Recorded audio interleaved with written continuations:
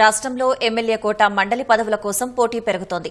4 నెలల ముందు నుంచే ఎమ్మెల్సీ పదవుల కోసం పార్టీలో లాబియింగ్ మొదలైంది. వచ్చే ఏడాది మార్చి 29 నాటికి 5 ఎమ్మెల్సీ పదవుల గడువు ముగియనుండటంతో వారి స్థానంలో కొత్త వారిని భర్తీ చేయాల్సి ఉంది. 4 ఎమ్మెల్సీ పదవులు కాంగ్రెస్ కు దక్కనుండటంతో పార్టీకి విధేయులుగా ఉన్న వారికే అవకాశమిచ్చే దిశలో రాష్ట్ర నాయకత్వం కసరత్తు చేస్తోంది.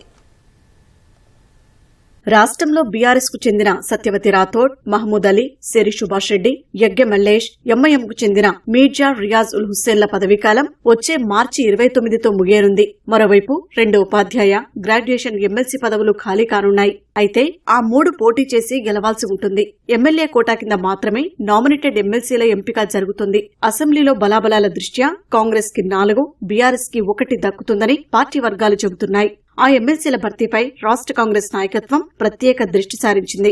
ఎమ్మెల్సీ పదవుల కోసం పార్టీలో ఆశావహుల సంఖ్య భారీగా ఉన్నా విధేయులకే పదవులు కట్టబెట్టే యోచనలో ఉన్నట్లు పార్టీ వర్గాలు చెబుతున్నాయి. ప్రభుత్వం ఏర్పడ్డాక అద్దంకి దయాకర్కు ఎమ్మెల్సీ ఇచ్చేందుకు సీఎం, పీసీసీ హోదాలో ప్రతిపాదన చేసినా పార్టీ హైకమాండ్ వద్ద జరిగిన మార్పులు చేర్పుల్లో ఆయనకు అవకాశం దక్కలేదు.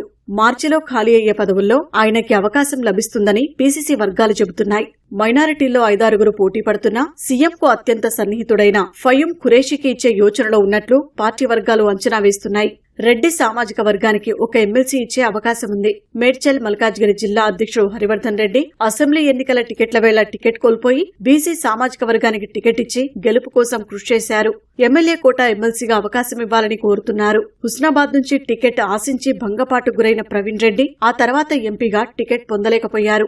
ఆయనకు ఎమ్మెల్సీ ఇచ్చే అవకాశం ఉందని పార్టీ వర్గాలు అంచనా వేస్తున్నాయి. ఇంకొకటి మహిళకు ఇవ్వాల్సి వస్తే ఓబీసీకి చెందిన మాజీ ఎమ్మెల్సీ ఆకుల లలితకు ఇచ్చే అవకాశం ఉందని పార్టీలో ప్రచారం సాగుతోంది.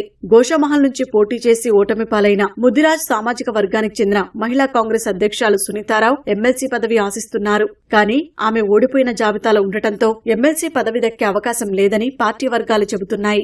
ఎమ్మెల్యే కోటా ఎమ్మెల్సీ ఎన్నికలపై కొన్ని రోజులుగా పీసీసీ అధ్యక్షుడు మహేష్ కుమార్ గౌడ్, సీఎం రేవంత్ రెడ్డి సహా సీనియర్ నాయకులు చర్చిస్తున్నట్లు తెలుస్తోంది. పార్టీ కోసం విధేయులుగా ఉన్నవారికే అవకాశమిచ్చే యోచనలో పీసీసీ ఉన్నట్లు తెలుస్తోంది. కష్టపడి పనిచేసిన ప్రతి ఒక్కరికి న్యాయం చేస్తామని పీసీసీ అధ్యక్షుడు మహేష్ కుమార్ గౌడ్ భరోసా ఇస్తున్నారు.